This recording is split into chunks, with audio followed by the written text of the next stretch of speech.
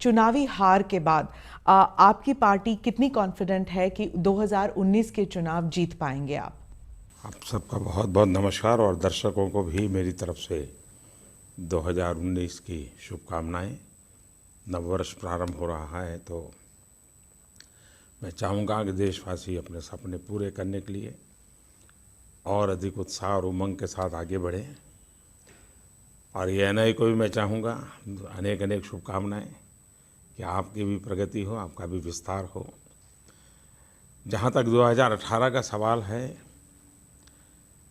मेरी दृष्टि से बहुत ही सफल वर्ष रहा है। चुनाव देश की अनेक पहलुओं में से एक छोटा सा पहलू होता है, बाकी बहुत सारे होते हैं। अगर आज हिंदुस्तान में गरीब व्यक्ति को 5 लाख रुपये तक इलाज की सुविधा सरकार देती है, वो आयुष्मान भारत योजना अभी तो 100 दिन नहीं हुए, करीब 6-7 लाख लोगों ने इसका लाभ लिया है। इतनी बड़ी मात्रा में लोग अपनी 3-3, 4-4 साल से बीमारी झेल रहे हो और आज अगर उसको मुक्ति मिलती हो तो मैं उसे कैसे असफल मान सकता हूँ। मेरे लिए तो सबसे बड़ा संतोष का विषय है। दुनिया आज क्लाइमेट चेंज, ग्लोबल वार्मिंग की चर्चा करती हो और भारत को कभी उसमें दोषी माना जाता हो। दुनिया में पर्यावरण खराब करने वाले देशों में हमारी गिनती होती हो, उस देश को 2018 में यूनाइटेड नेशंस अगर चैंपियन ऑफ अर्थ अवार्ड दे करके एनवायरनमेंट की प्रोटेक्शन का लीडर के रूप में देखे तो इससे बड़ा गर्व क्या हो सकता है। हमारा देश आज़ाद हुआ इतने साल हुए, 18,000 गांव ऐसे थे जब मैं आया, बिजली नहीं थी। इसी 2018 में सभी गांवों में बिजली पहुंचने का काम पूरा हुआ। ये सफलता नहीं है तो और क्या है।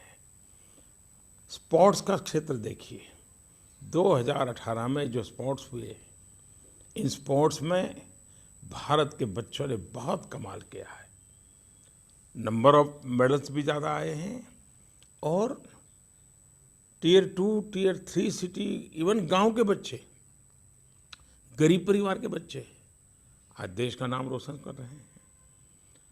पैरा एथलेट्स के में भी भारत के बच्चों ने बहुत बड़ी कमाल करके दिखाई है। यानी एक प्रकार से खेलकूद लो। अब 104 सैटेलाइट का आसमान में जाना रिकॉर्ड होता है, वैज्ञानिकों का आप देखिए। बम्पर क्रॉप 2018 में बम्पर क्रॉप हुआ है, ये भी अपने आप में। यानी कोई भी क्षेत्र देख लीजिए, भारत अनेक प्रगति की ऊंचाइयों को पार करता चला गया है, पुराने सारे रिकॉर्ड तोड़ता गया है। और इस अर्थ में मैं देखूं तो 2018 का सवाल भारत के लिए बहुत ही उज्जवल समय रहा है। वो तो मैं मानती हूँ, लेकिन मैं चुनावी असफलता के बारे में कह रही थी। चुनाव को लेकर 5 राज्य में चुनाव हारी है बीजेपी और आप प्रधानमंत्री हैं बीजेपी सरकार की, एनडीए सरकार की, तो क्या आप इसे एक हार नहीं मानते, इसे असफलता नहीं मानते? पहली बात है, तेलंगाना और मिजोरम, वहाँ भारतीय जनता पार्टी सत्ता पर आएगी ऐसी बात न कोई सोचता था, न कोई कहता था, न बीजेपी कहती थी। जिन 3 राज्यों की आप चर्चा कर रही हैं, छत्तीसगढ़ में साफ साफ नतीजा आया जिसमें भारतीय जनता पार्टी का पराजय हुआ, लेकिन 2 राज्यों में हंग असेंबली बनी है। दूसरी बात है कि 15 साल की एंटी इनकम्बेंसी को लेकर के हमारे लोग मैदान में थे और स्वाभाविक है कि हमें जो कुछ भी कमी हुई है उसकी हम चर्चा भी कर रहे हैं और योजना भी कर रहे हैं। लेकिन उसके साथ साथ पिछले दिनों हरियाणा में स्थानीय स्वराज के चुनाव हुए, सारे चुनाव हम जीत गए। त्रिपुरा के अंदर 90-95% विक्ट्री हमारी हुई। जम्मू कश्मीर में 74% पोलिंग हो और भारतीय जनता पार्टी और भारतीय जनता पार्टी के साथ जुड़े हुए लोग चुनाव जीत करके आ जाएं। सभी पंचायतों में 30-35 हज़ार लोग विजयी होकर के आए। जीत और हार यही एक मानदंड नहीं होता है। आप वोट शेयर और सीट के बारे में कह रहे थे। जहाँ जहाँ आपने कैंपेनिंग की इन इलेक्शंस में, वहाँ पर वोट शेयर जो है सीटों में तब्दील नहीं हुई और कुछ राजनीतिक विशेषज्ञ और मीडिया कह रहे हैं कि ऐसे लग रहा है जैसे मोदी वेव या मोदी मैजिक कम हो गया है या फिर नहीं के बराबर है। आप इसके बारे में क्या कहेंगे? मैं सबसे पहले इस बात को कहने वाले मित्रों का अभिनंदन करता हूँ, क्योंकि जब वो ये कहते हैं तो इस बात को स्वीकार करते हैं कि मोदी मैजिक नाम की कोई चीज़ है, मोदी लहर है, इस बात को वो स्वीकार कर रहे हैं। लेकिन साथ साथ ये भी देखिए, आप 2013-14 के कालखंड के अखबार निकाल दीजिए, टीवी डिबेट निकाल दीजिए, एक सेट ऑफ पर्सन्स है, कुछ निश्चित लोग हैं जो 2013-14 में भी बोलते थे कि लहर नहीं है, मोदी जीत नहीं सकते, मोदी आकर के कुछ नहीं कर सकते, मोदी, सारे उनके यही वही सेट ऑफ पर्सन्स, एक दो कम हुए हो, एक दो ज़्यादा हुए हो, अलग बात है, लेकिन मेन धारा वही है। अब उनकी जिम्मेवारी है कि जिनके लिए वो काम करते हैं उनके लिए उनको कुछ न कुछ तो नैरेटिव सेट करना पड़ेगा, कुछ न कुछ तो बोलना पड़ेगा। और इसलिए इस बात की मुझे खुशी है कि उनको इतना स्वीकार करना पड़ा है कि मोदी लहर नाम की कोई बात है, मोदी मैजिक नाम की कोई बात है। जहाँ तक मेरा सवाल है, मैं समझता हूँ कि लहर सिर्फ और सिर्फ जनता की आशा आकांक्षाओं की होती है। लहर सिर्फ जनता को हमारी आशा आकांक्षाएं कौन पूरी कर पाएगा उस विश्वास की होती है। और आज हिंदुस्तान में विश्वास पनपा है। आज हिंदुस्तान में युवा पीढ़ी के एस्पिरेशंस बढ़े हैं। तो मैं समझता हूँ ये अपने आप में नया उमंग, नया उत्साह, नया विश्वास का वातावरण पैदा कर रहे हैं। पर ऑपोजिशन पार्टीज ये मान के चल रही है कि अगर मोदी वेव नहीं है या मोदी मैजिक कम हो गया है तो बीजेपी को 180 से कम मिलेगा। और 180 एक क्लब 180 ग्रुप है, तो वो एक एंटी मोदी या नॉन मोदी फैक्टर को लेकर चल रहे हैं। क्या ये हो सकता है? आप ये पिक्चर कर सकते हैं कि 2019 के चुनाव में एक 180 से कम आ सकते हैं बीजेपी के? पहली बात है कि अगर वो इस प्रकार के हिसाब किताब नहीं लगाएंगे और ऐसी बातें नहीं फैलाएंगे तो उनके गठबंधन में लोग कैसे जुड़ेंगे?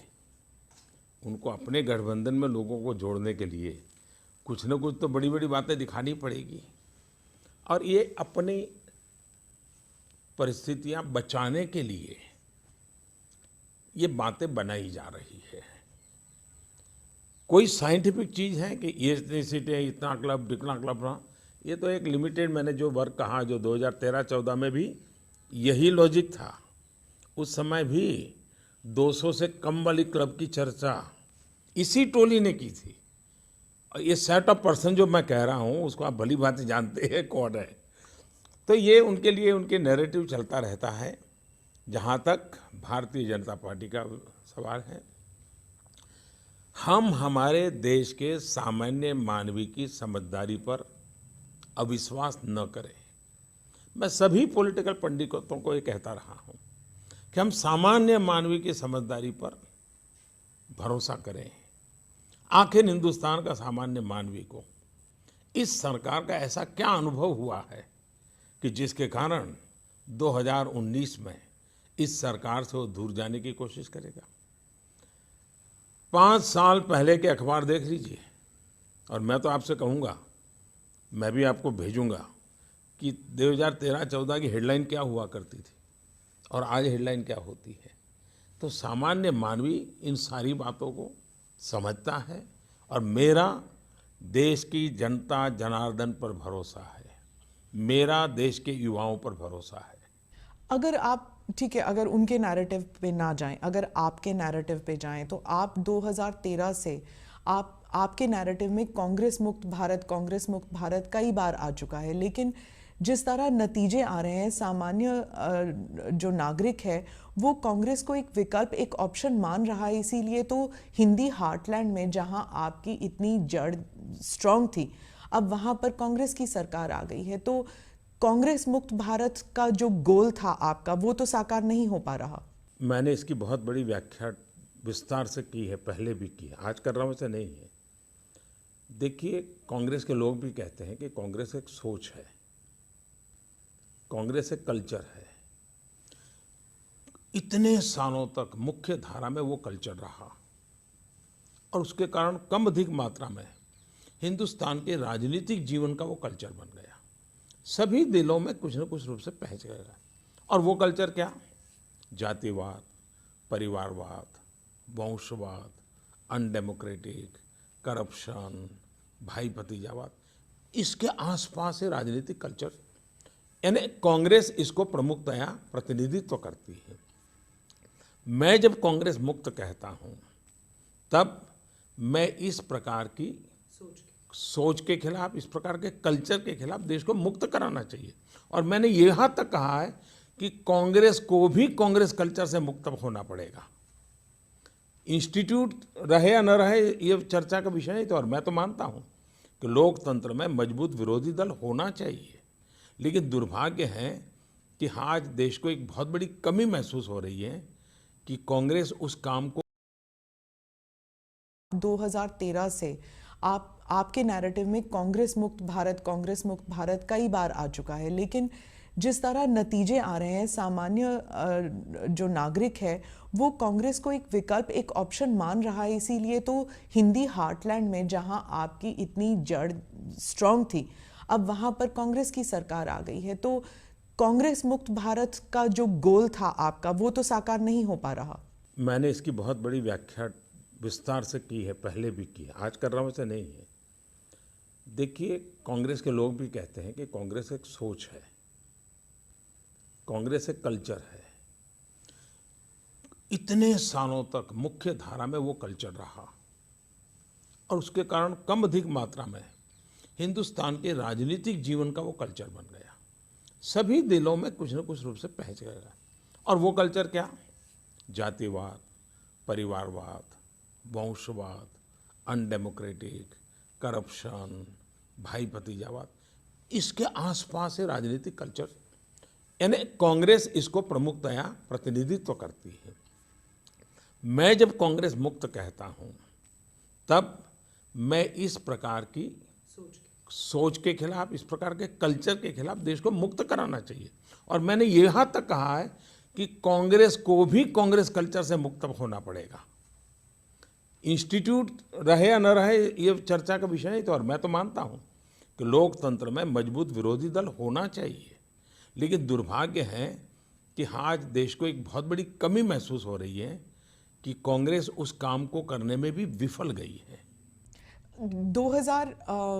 2017 तक शायद मोदी अमित शाह फैक्टर को एक कहा जाता था कि you can not beat this combination, लेकिन अब ऐसे लगता है जैसे कि ये जो एक लीडरशिप है, इसको अब जिम्मेदारी लेनी होगी कि it's that magic is not there, you are losing election, you are losing.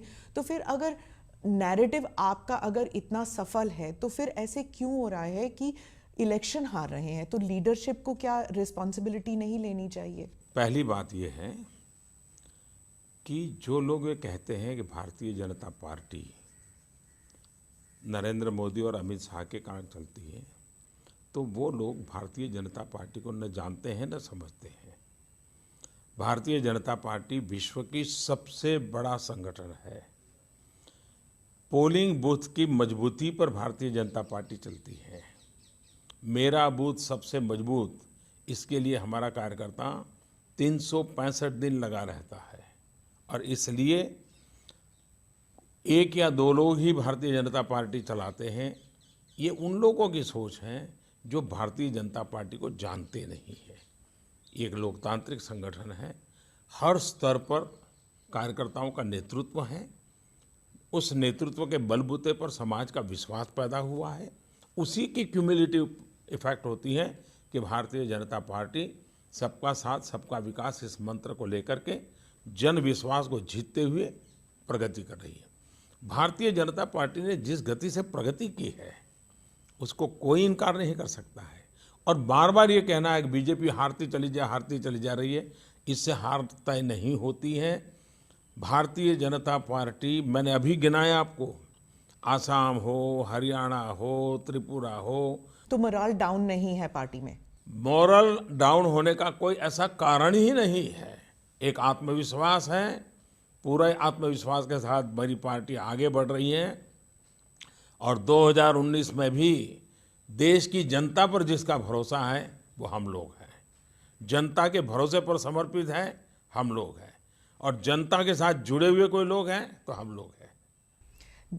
2018 में ये जो चुनाव हुए, बहुत से राजनीतिक विशेषज्ञ कहते हैं that the reason for the loss was एक तो नोटबंदी और फिर जीएसटी के पुअर इम्प्लीमेंटेशन।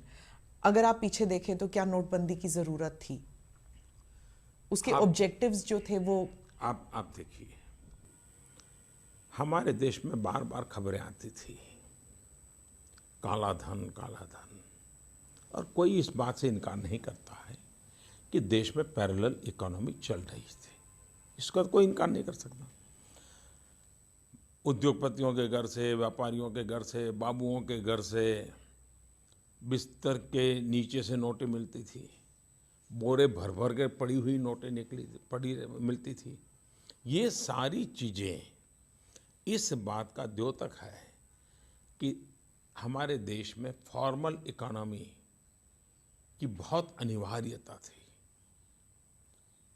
ये पैरेलल जो इकोनॉमी थी, इसने देश को एक प्रकार से भीतर से खोखला कर दिया था। नोटबंदी ने सबसे बड़ा काम किया है, और जो आने वाले दिनों में देश को बहुत ही मजबूती, आर्थिक रूप से मजबूती देने वाला है। और वो है, ये जो बोरे भर भर करके नोटें पड़ी रहती थी, वो बैंकिंग व्यवस्था में आई है। दूसरा, आज आप नई पीढ़ी से बात करो, वो कहते भाई हमारे माँ बाप को जो करना पड़ा।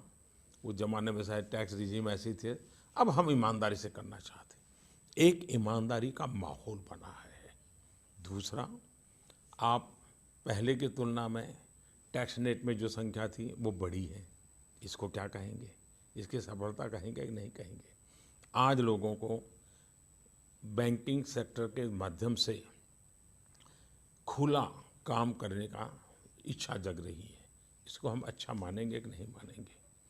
दूसरा, हमारे देश में करेंसी जीडीपी की तुलना में कम होती जा रही है, ये अपने आप में एक शुभ संकेत है। अदरवाइज जिस रूप से पहले चल रहा था उसी कम से चलता तो आज शायद हम इतनी बड़ी मात्रा में नोटों के ढेर होते हमारे देश में, शायद चीज़ें चलाना मुश्किल हो जाता। पर ऐसे झटका देने की ज़रूरत थी क्या? बात है, ये झटका नहीं है जी। 1 साल पहले हमने देश को कहा था कि ये एक व्यवस्था है, अगर आपके पास इस प्रकार का धन है तो आप जमा कराइए, और उसमें से आपको इतना इतना दंड देना पड़ेगा, आपको मदद मिल जाएगी। लेकिन पहले की सरकारों की तरह उन्होंने सोचा मोदी भी ऐसा ही है, तो बहुत कम लोग आगे आए। ठीक है, अच्छी मात्रा में आए थे, फिर भी पहले की तुलना में ज़्यादा आए थे, फिर भी जो स्थिति थी उसकी तुलना में कम था। उसके बाद मैंने एक बार मीडिया के माध्यम से कहा था कि ये इसका फ़ायदा उठाइए, पार्लियामेंट में भी कहा था, अगर हम इसका फ़ायदा नहीं उठाते हैं तो परिस्थितियाँ ठीक करने के लिए हमको कोई कदम उठाने पड़ेंगे। ये रातों रात नहीं हुआ है जी, 1 साल भर ये प्रक्रिया चली है, बार बार कहा गया है, उसके बाद ये करना पड़ा है। और ये देश के स्वास्थ्य के लिए ये करना जरूरी था, आर्थिक स्वास्थ्य के लिए करना जरूरी था। जहाँ तक आर्थिक विकास का सवाल है, अब कोई भी व्यवस्था बदलते हैं तो इवन रेल भी जब पटरी बदलती है तो स्पीड थोड़ी कम होती है, हम इसका बात का इनकार नहीं करते हैं। इवन मनमोहन सिंह जी जब प्रधानमंत्री थे, वह फाइनेंस मिनिस्टर थे, अब जब इकोनॉमिक रिफॉर्म हुए थे हमारे देश में, आपको मालूम है जीडीपी कितना गिर गया था, ग्रोथ कितना गिर गया था, करीब करीब 2% के भी नीचे आ गया था, क्योंकि एक बदलाव आया था।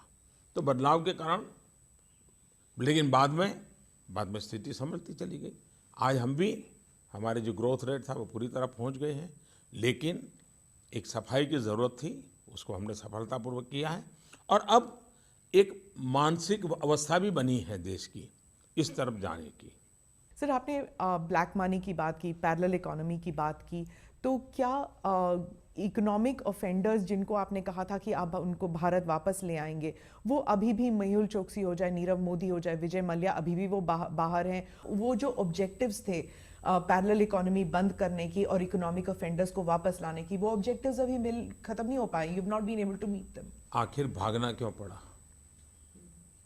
अगर पहले जैसी सरकार होती, यही दोस्ताना चलता, लूटना है लूटते चले, देना है देता चले, खाना है खाता चले, तो फिर उनको भागना भी नहीं पड़ता।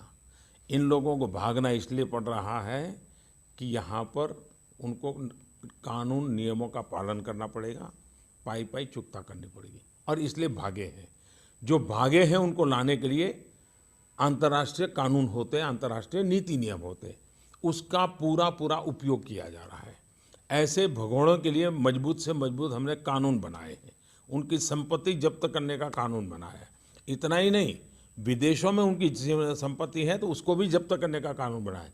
इसलिए सरकार के हाथ में जितने विषय हैं उनका पूरी तरह हम उपयोग कर रहे हैं, और मैं विश्वस्त हूँ कि पहले इस देश से भागे हुए कोई वापस नहीं आए हैं। इस सरकार के समय भागे हुए लोग आज नहीं तो कल कभी न कभी आएंगे।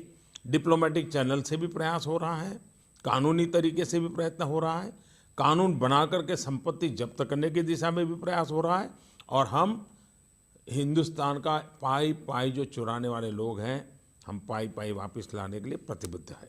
दूसरा, कभी अंतर्राष्ट्रीय फोरम में मैं नया था, मैं G20 में गया था, पहली मेरी G20 समिट थी। उस G20 समिट में मैंने काले धन और बैंक अकाउंट में जो पैसे रखे जाते हैं विदेशों में, जो एक प्रकार से हेवन बन चुके हैं, उसके सामने में विस्तार से विषय रखा था। और पहली बार G20 समिट में सभी देशों ने मिलकर के इसको एक गंभीर समस्या माना था। उसको टेररिज्म फंडिंग होता है, ये भी चर्चा आई थी, और आज दुनिया के देश जानकारियाँ देने के लिए तैयार हुए हैं। भारत ने कई देशों के साथ एग्रीमेंट किया है कि ऐसे देशों में जो पैसे आएंगे तो आने वाले समय में हमें वो रियल टाइम जानकारी देंगे, और 2019 के बाद ये करीब करीब रियल टाइम जानकारियों का सिलसिला शुरू हो जाएगा, और इसलिए ब्लैक मनी को वापस आना ही पड़ेगा।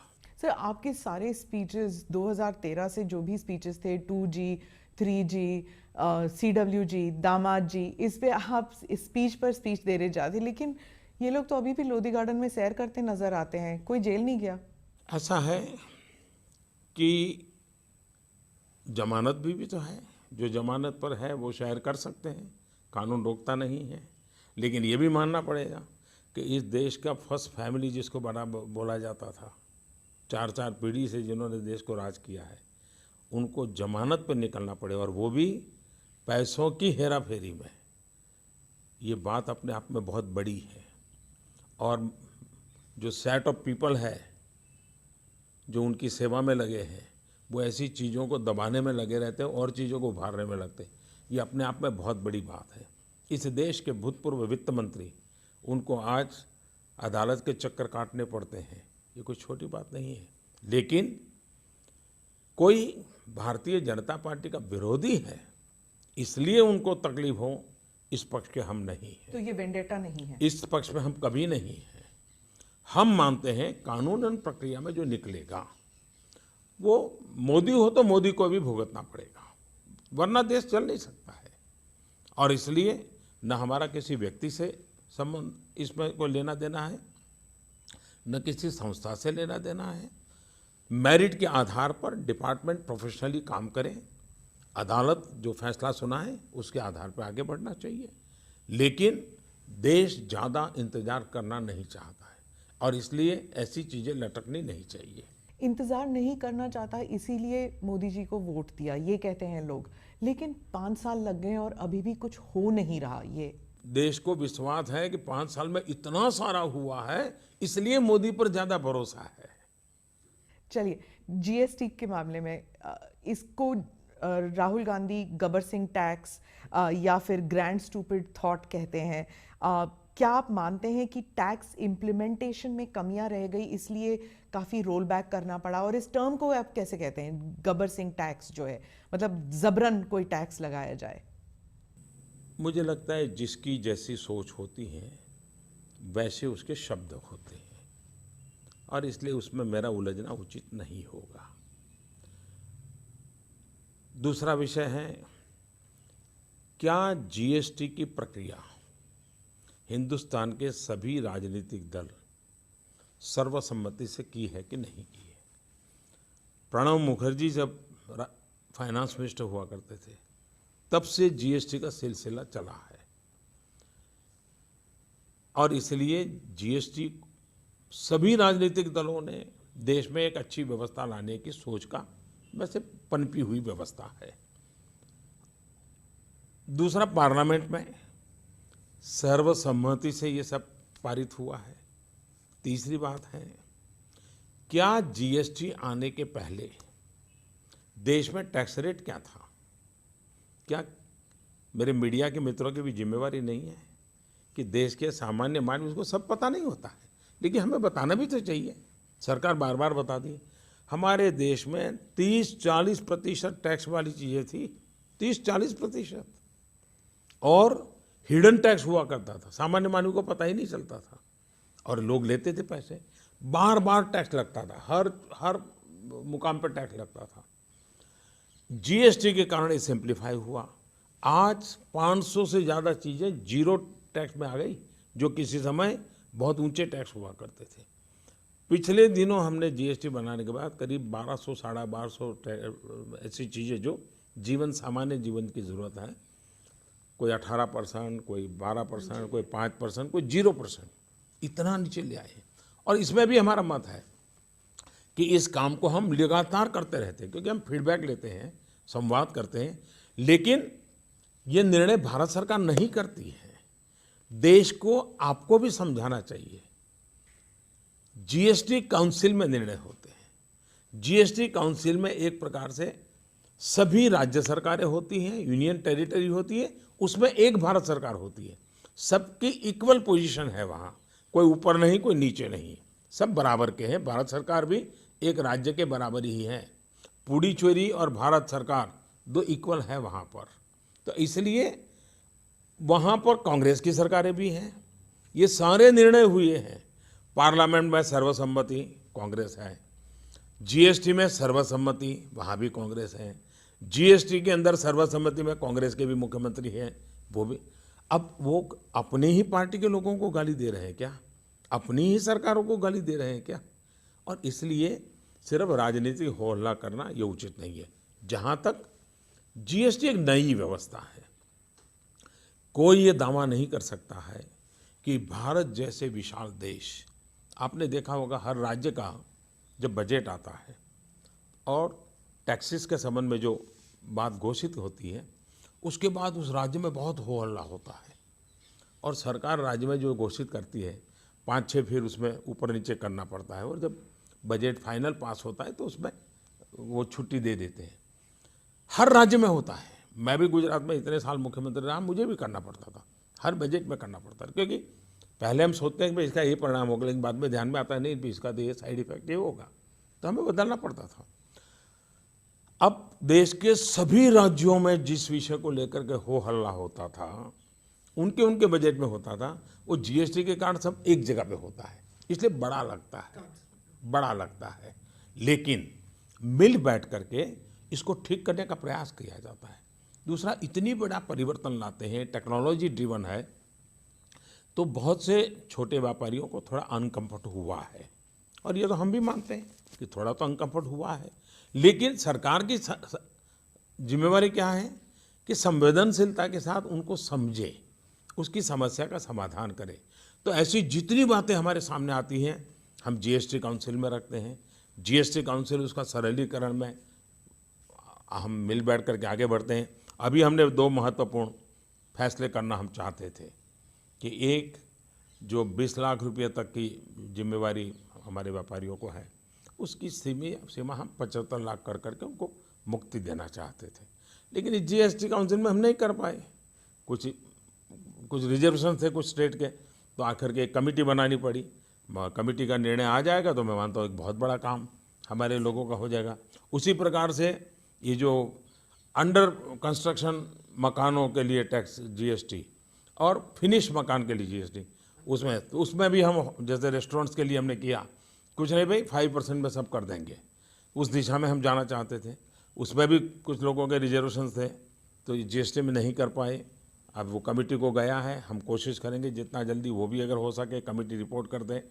तो इसलिए हम लगातार जीएसटी सरल बने, जीएसटी कंज्यूमर के बेनिफिट को एक प्रकार से सुरक्षित रखे, उस दिशा में चलते चले जा रहे हैं। इतने कम समय में इतने बड़े देश में इतनी विविधताओं के बीच ये अचीवमेंट जो हुआ है वो छोटा नहीं है।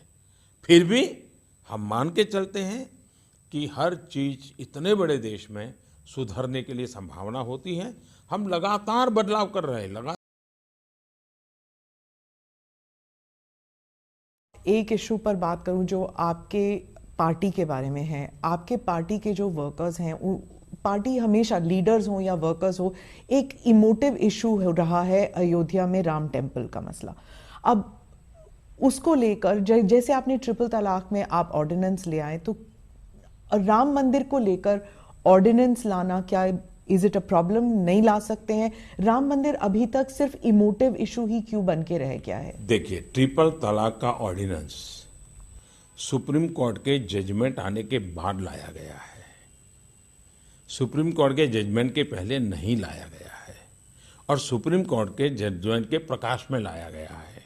और इसलिए हमने, भारतीय जनता पार्टी ने अपने मैनिफेस्टो में भी कहा है कि संविधान की मर्यादाओं में हम इसका समाधान करेंगे। इस बात का कोई इनकार नहीं कर सकता है कि आज़ादी के 70 साल बाद सरकारों में बैठे हुए लोगों ने इस मसले को रोकने के लिए भरपूर प्रयास किया है। आज भी मामला सुप्रीम कोर्ट में है। एक प्रकार से पूर्णता के किनारे पर आकर के बैठा हुआ है। मैं कांग्रेस के साथियों से विशेष रूप से विनती करता हूं, देश की शांति, सुरक्षा, भाईचारे के लिए आग्रह करता हूं कि वे उनके अपने वकीलों को कोर्ट के अंदर इस मसले में रुकावट डालने वाले एजेंडा से बाहर निकालें, रुकावटें न करें। और सभी वकील मित्र जो भी कांग्रेस से जुड़े हुए हैं, जो इसको रोकने के लिए कोशिश कर रहे हैं, वो भी कोर्ट में जाकर के जल्दी से जल्दी न्यायिक प्रक्रिया पूरी हो, उसमें हम बल लगाएं। तो सिर्फ एक नेशनल कंसेंसस के द्वारा ही बन सकता है? मैं जो कहता हूं, कोर्ट के अंदर कांग्रेस के वकील जो अड़ंगे डालते हैं वो बंद हो, न्याय की प्रक्रिया को न्याय के तरीके से चलने दिया जाए, उसको राजनीति के तराजू से न तोला जाए और मामला न्यायपालिका में है उसको पूर्ण किया जाए। न्यायपालिका से आने के बाद सरकार की जिम्मेवारी जहां शुरू होती है, हम पूरी तरह प्रयास करने के लिए तैयार हैं।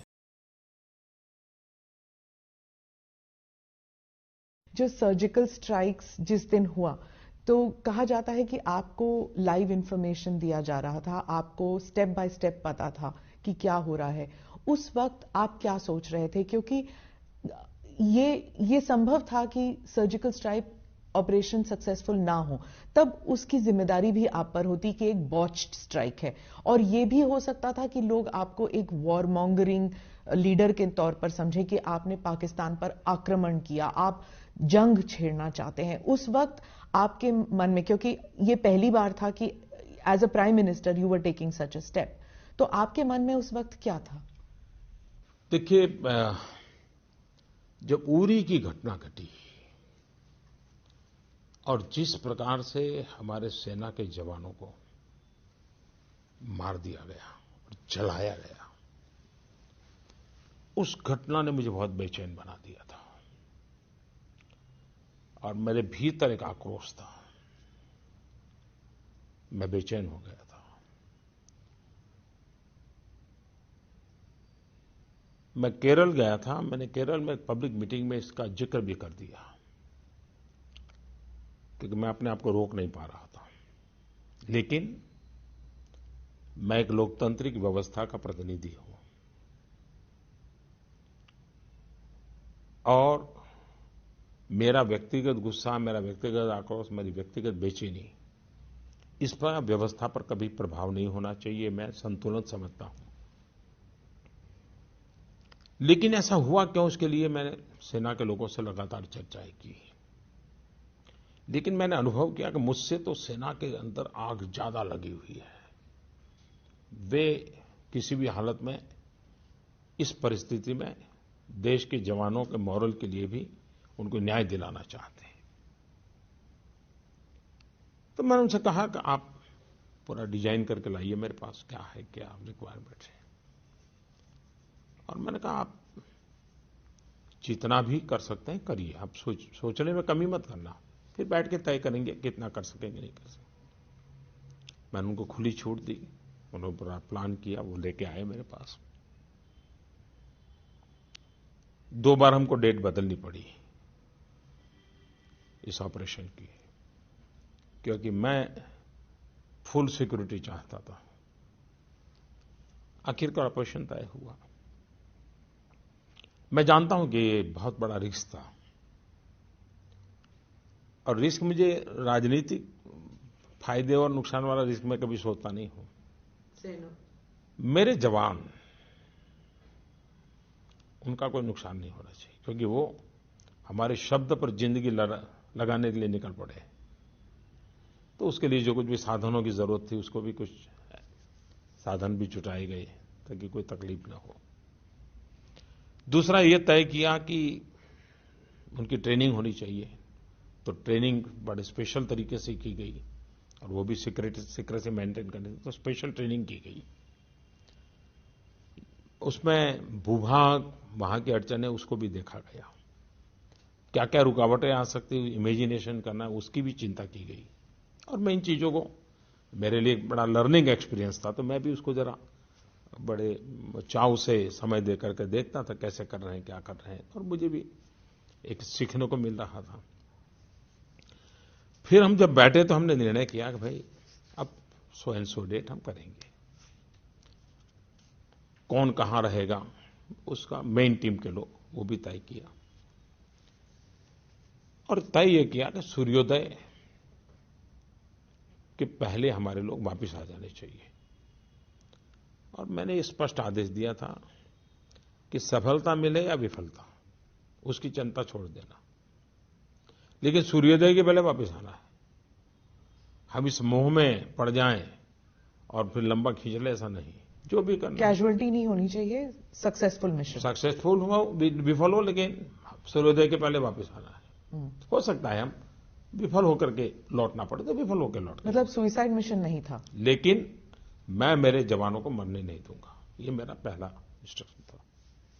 उनको वेल इक्विप किया गया था, वेल ट्रेन किया गया था, और उनको खुद को निर्णय करने का मौका दिया था कि बताओ भाई इतना बड़ा रिस्की काम है। तो छांट करके लोग निकाले थे। तो इस प्रक्रिया में थोड़ा समय भी गया था, देश में भी आक्रोश था, मैं लाइव कांटेक्ट में था चीजें का, लेकिन सुबह जानकारी आना बंद हो गया।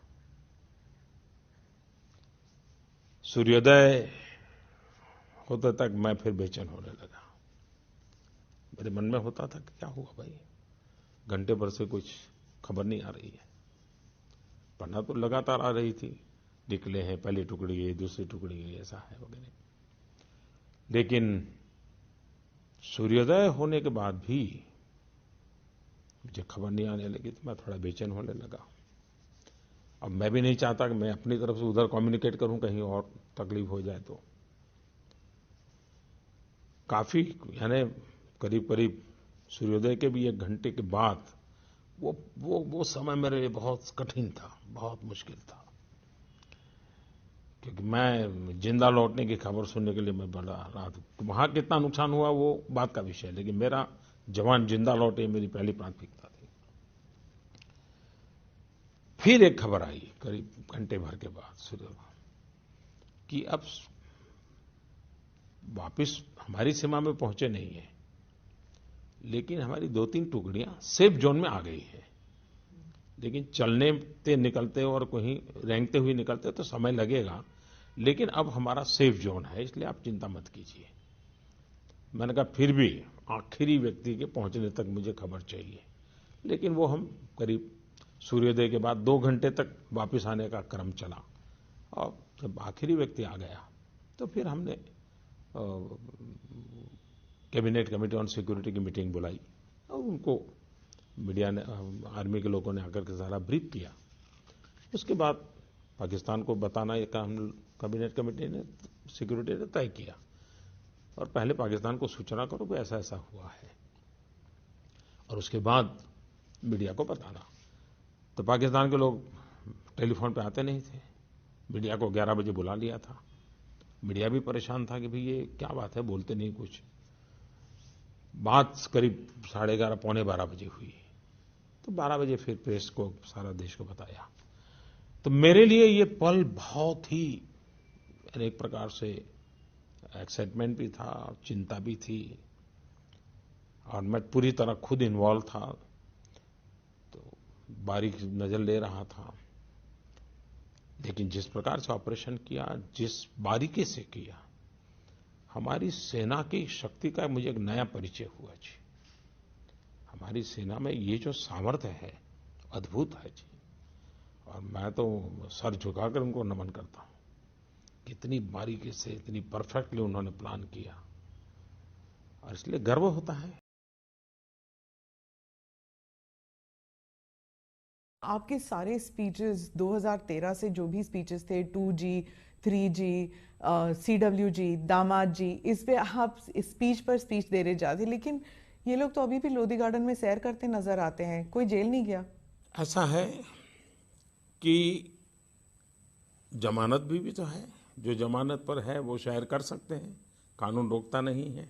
लेकिन ये भी मानना पड़ेगा कि इस देश का फर्स्ट फैमिली जिसको बड़ा बोला जाता था, 4 पीढ़ी से जिन्होंने देश को राज किया है, उनको जमानत पर निकलना पड़े और वो भी पैसों की हेरा फेरी में।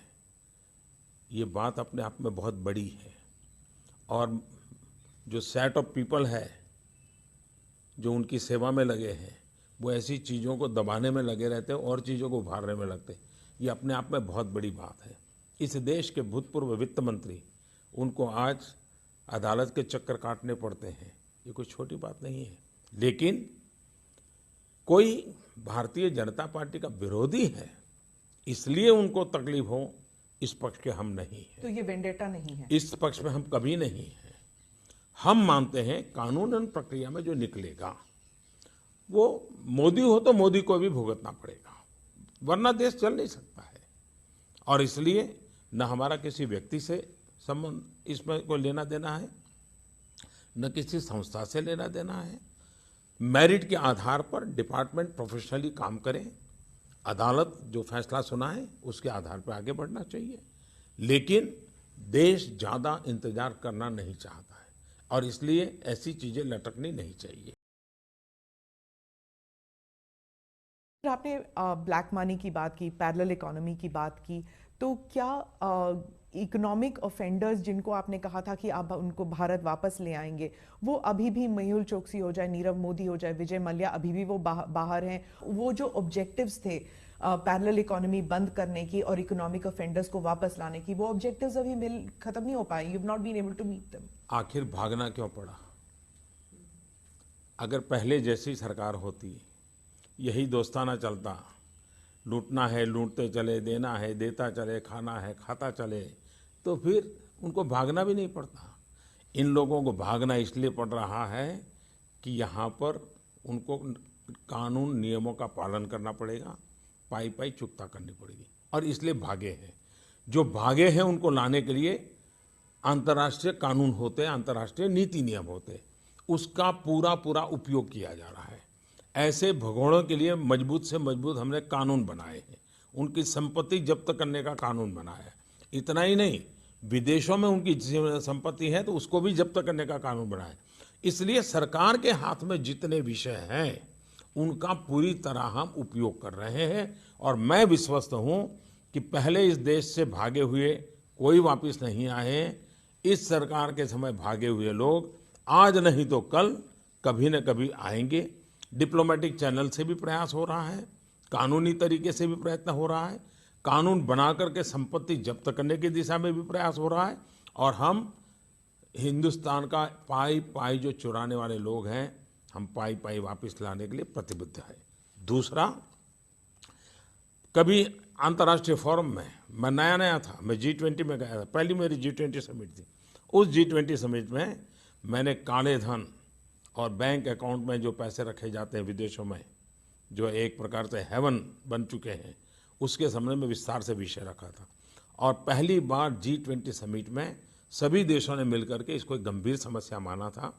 उसको टेररिज्म फंडिंग होता है, ये भी चर्चा आई थी। और आज दुनिया के देश जानकारियां देने के लिए तैयार हुए हैं। भारत ने कई देशों के साथ एग्रीमेंट किया है कि ऐसे देशों में जो पैसे आएंगे तो आने वाले समय में हमें वो रियल टाइम जानकारी देंगे। और 2019 के बाद ये करीब करीब रियल टाइम जानकारियों का सिलसिला शुरू हो जाएगा और इसलिए ब्लैक मनी को वापस आना ही पड़ेगा। आपका जो एक लॉयल कमिटेड वोटर बेस जो है वो है व्यापारी, वर्किंग क्लास, मिडिल क्लास। आपने पुडुचेरी का जिक्र किया, वो जो जैन साहब जिसने वो सवाल पूछे थे वो भी वही मिडिल क्लास वर्किंग क्लास व्यापारी था, और वो भी वही सवाल पूछ रहा था कि हम मिडिल क्लास लोग जो है टैक्स भरते रहते हैं लेकिन हमें कुछ राहत नहीं मिलता। क्या मिडिल क्लास के लिए आपके पास कुछ है जिससे उन्हें राहत मिल जाए? पहली बात है, मिडिल क्लास के विषय में हमारी सोच हमें बदलनी पड़ेगी। मिडिल क्लास कभी भी किसी की दयादान पर जीने के स्वभाव का नहीं है। वे स्वाभिमान से जीने वाला वर्ग है और देश को चलाने में बहुत बड़ा योगदान देने वाला वर्ग कोई है तो मध्यम वर्गीय समाज है। नीचे का तबका है, उसको कुछ मिलना चाहिए, इसकी पॉजिटिव सोच रखने वाला भी मिडिल क्लास का है। और इसलिए भारत में मिडिल क्लास की चिंता करना हम हमारा दायित्व समझते हैं। देश हित में भी हमारा दायित्व, सिर्फ इसलिए नहीं कि वो हमें वोट देता है, देश हित में भी हमारा मत है कि भारत का बढ़ता जाता जो मिडिल क्लास वर्ग है उसकी चिंता करनी चाहिए। अब जैसे महंगाई, आप 2013-14 से निकालिए, इन्फ्लेशन क्या था? फिर मैं कहता हूँ अखबारों के कतरन निकाल के देख लीजिए, आज क्या है जी? हम 2% 3% पर लेके आएंगे इन्फ्लेशन, जो 18% पर पहुंचा था। इसका सीधा बेनिफिट किसी को हुआ है तो मध्यम वर्ग को होता है। महंगाई अगर कंट्रोल होती है तो सबसे बड़ा जो सुविधा बढ़ती है, क्योंकि मध्यम वर्ग का व्यक्ति चोरी नहीं कर सकता। मध्यम वर्ग का वर्ग सामाजिक स्थिति में उसको जो रहन सहन है उसमें गिरावट नहीं ला सकता है, उसको बोझ झेलना पड़ता है। वो हमने उस पर से मुक्ति दिलाई। मान लीजिए हम एजुकेशन में मेडिकल सीटें बढ़ाते हैं, बहुत बड़ी मात्रा में बढ़ाई, इसका सबसे पहला बेनिफिशियरी कौन है? मिडिल क्लास के जो एस्पिरेशंस है उसको मैंने एड्रेस किया। उड़ान योजना अगर हम लाते हैं और 2500 रुपये में देश का हवाई जहाज में लोग जाना चाहते हैं, समय बचाना चाहते हैं, वो जाते हैं। रेलवे के अंदर एसी कोच में ट्रैवल करने वालों से ज़्यादा आज हवाई जहाज में ट्रैवल करने वाली संख्या हो गई है। ये कौन लोग है? मिडिल क्लास है। उसको जाने की संभावना बनी तब जा रहा है। दूसरा, मिडिल क्लास के एस्पिरेशंस के वाले काम कैसे हो, जैसे ये आयुष्मान भारत योजना, लगता तो ऐसा है कि वो गरीबों को 5 लाख रुपए तक की बीमारी में मदद कर रहा है, लेकिन इसके कारण इतनी बड़ी संख्या में देश में अस्पताल बनेंगे, इसके कारण देश के अंदर इतनी बड़ी मात्रा में अस्पताल में लोगों की जरूरत पड़ेगी। ये सारे मिडिल क्लास के लोग होंगे। मिडिल क्लास के लिए मुद्रा योजना, अब मुद्रा योजना के अंदर करीब 15 करोड़ लोन स्वीकृत होना, इतना बड़ा काम है। इसका सबसे बड़ा बेनिफिशियरी कोई है तो मिडिल क्लास का व्यक्ति है। आपको कोई रिग्रेट, किसी चीज के बारे में रिग्रेट, और सबसे अच्छा क्या लगा आपके टेन्योर में? जो क्या काम था जो आपको लगता है कि ये काम करने में बहुत आनंद आया और ये काम रह गया, ये रिग्रेट? देखिए, ये निर्णय मैं जनता पर छोड़ देता हूं कि मैंने जो काम किया है उस काम से उनको संतोष है कि नहीं है, अच्छा लगा या नहीं लगा। एक बात जरूर है जो इसका मुझे आश्चर्य तो नहीं है, जो एक लुटियन दुनिया मानते हैं उसको मैं न अपने में ला सका हूँ न अपना बढ़ा सका हूँ, क्योंकि न मैं अपने में लाना तो चाहता नहीं था, क्योंकि मैं एक मेरा बैकग्राउंड अलग है, तो एक नॉन एलिट वाली दुनिया का मैं प्रतिनिधि हूँ एक प्रकार से। तो उनको मैं जीत नहीं पाया हूँ, कोशिश कर रहा हूँ कि ऐसे जो तत्व हैं उनको कैसे जीत पाऊँ, कोशिश करूँगा। आनंद किस बात? रफाल का मुद्दा जो है, उस जहाज को लेकर राहुल गांधी ने सीधा सीधा आप पर करप्शन, क्रोनी कैपिटलिज्म, इसका एलिगेशन किया है, लेकिन आप चुप रहे, आपने कभी कुछ नहीं कहा। उन्होंने कहा कि अनिल अंबानी आपके दोस्त हैं, ऑफसेट में आपने उनका नाम लेकर फ्रांस के प्रेसिडेंट पर प्रेशर डाला, डसॉल्ट पर प्रेशर डाला और उसकी वजह से रफाल खरीदना पड़ा, ज्यादा दाम देकर खरीदना पड़ा। लेकिन आप कोई सफाई नहीं दे रहे, आपके पार्टी के लोग दे रहे हैं, लेकिन आपने कुछ नहीं किया और सीधा सीधा आप पर इल्जाम था। नंबर 1, ये मेरे पर व्यक्तिगत आरोप नहीं है, एक सरकार पर आरोप है, सरकार पर आरोप। मेरे पर व्यक्तिगत आरोप है तो उनको खोज करके निकालना चाहिए कि किसने दिया, क्या दिया, कहाँ रखा, सब निकालना चाहिए उन्होंने। दूसरी बात है कि संसद में मैंने विस्तार से इसका जवाब दिया है, जहाँ भी मुझे पब्लिक में बोलने का मौका मिला है मैंने इस विस्तार से बताया है। तीसरी बात है, सुप्रीम कोर्ट तक मसला क्लियर हो चुका है, सुप्रीम कोर्ट ने उसके बाल की खाल उधेड़ करके सारी चीज़ें निकाल करके रख दी है। फ्रांस के राष्ट्रपति जी ने बयान दे दिया है, भारत के प्रधानमंत्री ने बयान दे दिया है। उनको इतना कर लीजिए, जो इतने सवाल मुझे पूछ रहे हैं, वे जब भी बोले तो आप इतना, कोई मीडिया में हिम्मत होनी चाहिए, उनको पूछे कि ठहरिए भाई, आप बताइए, सिद्ध कीजिए, आप जो आरोप लगा रहे हैं हमें बताइए, ऐसे पत्थर मार के भाग मत जाइए, कीचड़ उछाल करके भाग मत जाइए, एक तो सवाल पूछिए उनको, कहीं तो दे कि भाई हाँ यहाँ का लिंक यहाँ, यहाँ का लिंक यहाँ है। ये तो दे नहीं पा रहे, बोलते चले जा रहे हैं जी। अब मुझे बताइए, उनको ये बोलने की बीमारी है तो मुझे बार बार उसी में उलझते रहना चाहिए क्या? मैंने एक बार जवाब दे दिया, पार्लियामेंट में दे दिया, सुप्रीम कोर्ट से मामला आया। दूसरी बात है, देश में चर्चा ये होनी चाहिए कि आज़ादी के बाद लगातार डिफेंस डील हमेशा विवादों में क्यों आए हैं? ऐसा कौन सा वर्क कल्चर बना है कि देश में इस प्रकार से डिफेंस डील को ही विवादों में डाल करके हमारे देश की सेना को और दुर्बल करने का षड्यंत्र कौन कर रहा है? क्या कारण है? दूसरी बात है, डिफेंस डील में दलालों को क्या ज़रूरत है? क्या इन दलालों के बिना डिफेंस डील नहीं होता? तीसरी बात है, मेक इन इंडिया अगर 70 साल पहले शुरू हुआ था, भारत खुद अपने शस्त्र बनाता, तो ये बाहर से जो मलाई खाने वाला रास्ता है वो बंद होता कि नहीं होता? मेरा गुनाह ये है कि मैं मेक इन इंडिया की कोशिश कर रहा हूँ। मेरा गुनाह ये है कि हिंदुस्तान में सेना को जो ज़रूरत है वो हिंदुस्तान में बननी चाहिए, ताकि ये सारे बाहर से जो सौदेबाजी हो रही है बंद होनी चाहिए। और इसलिए मैं लगा हुआ हूँ, मैं टेक्नोलॉजी ट्रांसफ़र करने के लिए लगा हूँ, यहाँ कोशिश कर रहा हूँ। दूसरी बात है, जो लोग सेना को दुर्बल बनाना चाहते हैं, आरोप के मर देते हैं, क्या मुझे मेरे पर आरोप लगे इसकी चिंता करनी चाहिए कि मेरे देश की आवश्यकताओं को पूरा करना चाहिए?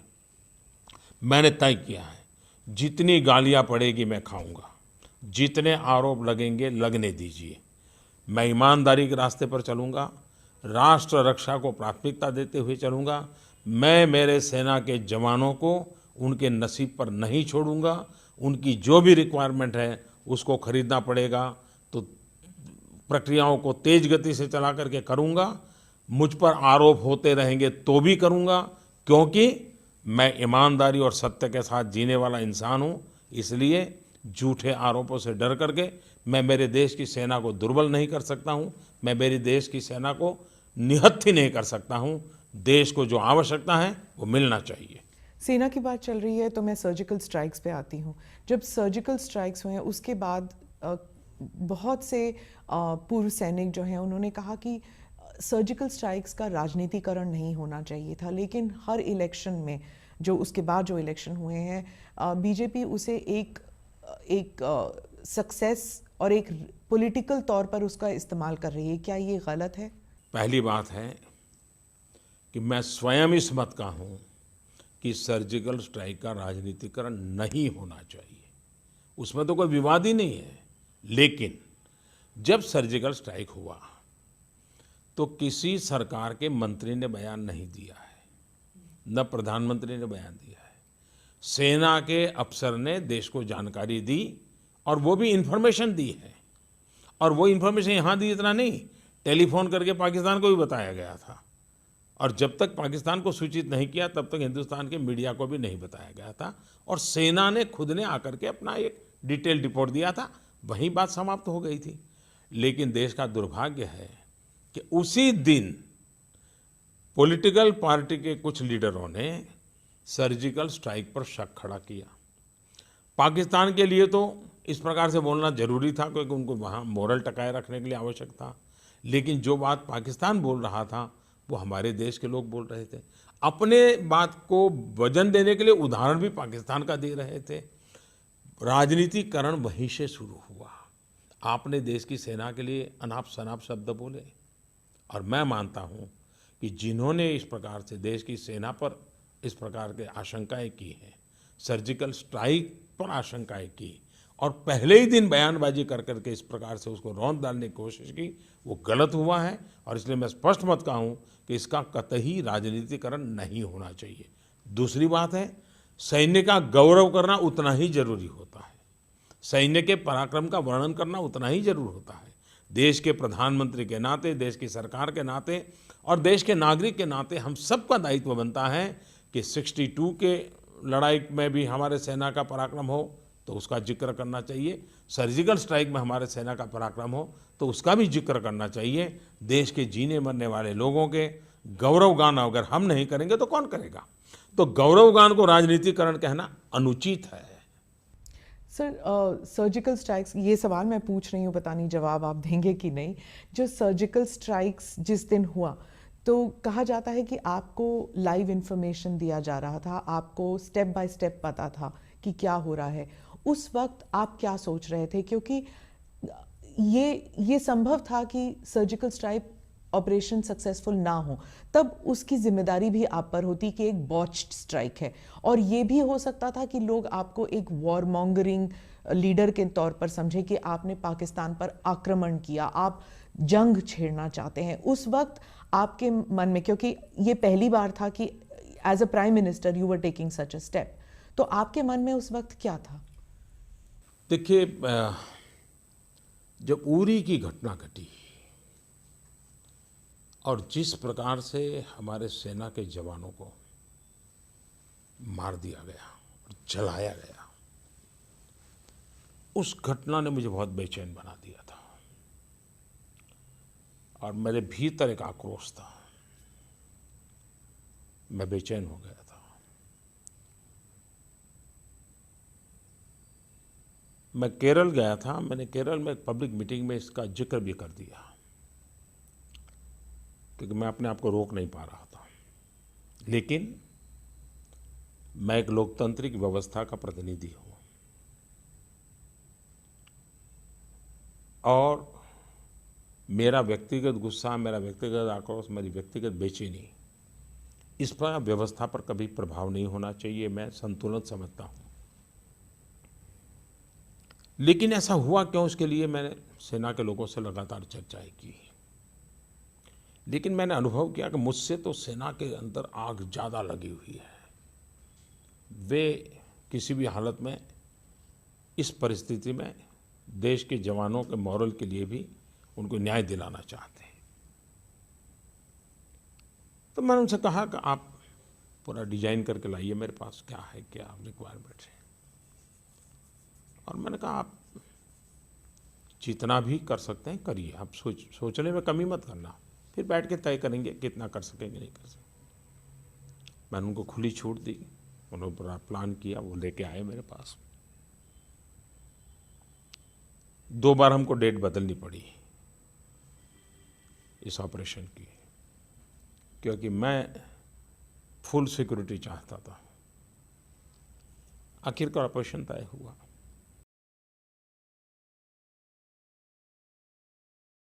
आपके ये जो progressive ideas, progressive thoughts, actions जो हैं, इसमें ट्रिपल तलाक ऑर्डिनेंस भी शामिल है। आप औरतों के लिए, मुस्लिम औरतों के लिए आप खड़े हुए, आपने कहा आप उन्हें मेन स्ट्रीम में लाना चाहते हैं, लेकिन जब सबरीमला का इशू आ जाता है, वहां सबरीमलाई में आपकी पार्टी कन्वेंशन, ट्रेडिशन, कस्टम्स उसमें फंस जाते हैं। तो एक समुदाय के लिए कस्टम्स ट्रेडिशंस क्यों और दूसरे समुदाय के लिए प्रोग्रेसिव थॉट ऐसे क्यों होता है? क्या एक इसमें एक डिवीजन है? दो चीजें आप सही तरीके से नहीं देख रही है। एक,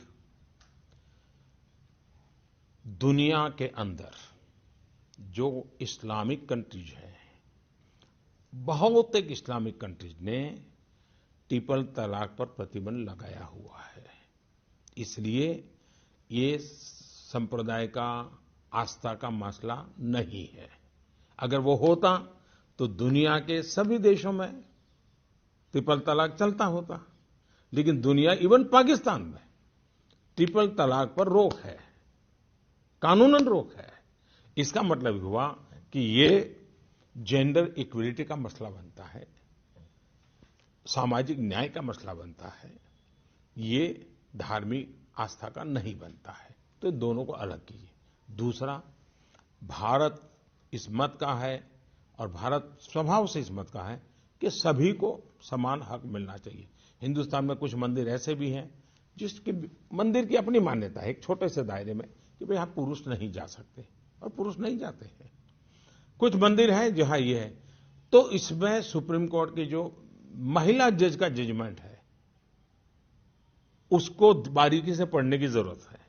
इसको किसी राजनीतिक दल को एट्रीब्यूट करने की आवश्यकता नहीं है। उन्होंने एक महिला के नाते भी समस्या को देख करके उसके सुझाव दिए हैं। कभी न कभी उस पर भी चर्चा होनी चाहिए।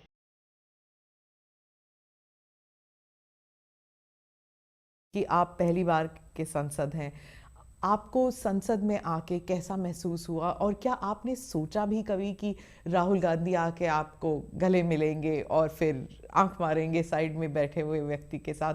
उस वक्त कैसा महसूस हुआ आपको? और इन 4.5 साल जो आप सांसद रहे, उसके बारे में जो अप्स एंड डाउन्स थे, उसका कुछ बताएंगे हमें? हमारी संसद में अच्छी चर्चा हो, गहन चर्चा हो, ये बहुत जरूरी है। हमारे सभी सांसद वक्ता हो ये जरूरी नहीं है, लेकिन सांसद धरती से जुड़ा हुआ होता है, किसी भी दल का हो।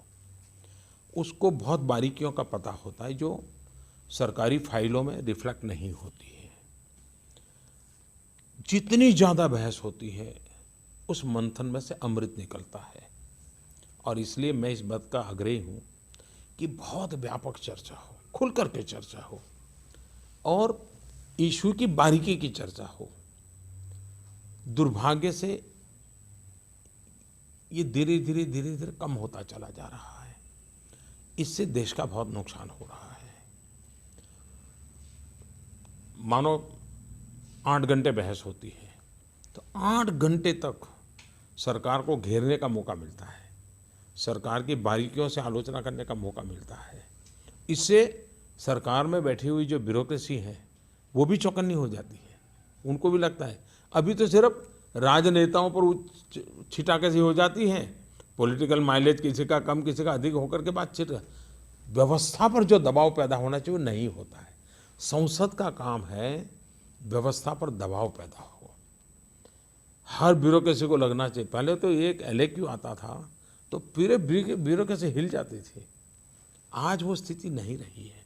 ये चिंता का विषय है, वाटर डाउन हो गया है पार्लियामेंट्री। और इसलिए मैं चाहूँगा कि लोकतंत्र में हमारी संसद और जागृत हो और सजग हो। हमारे सांसद जो चुन करके आते हैं उनको अपनी बात बताने का अवसर मिले।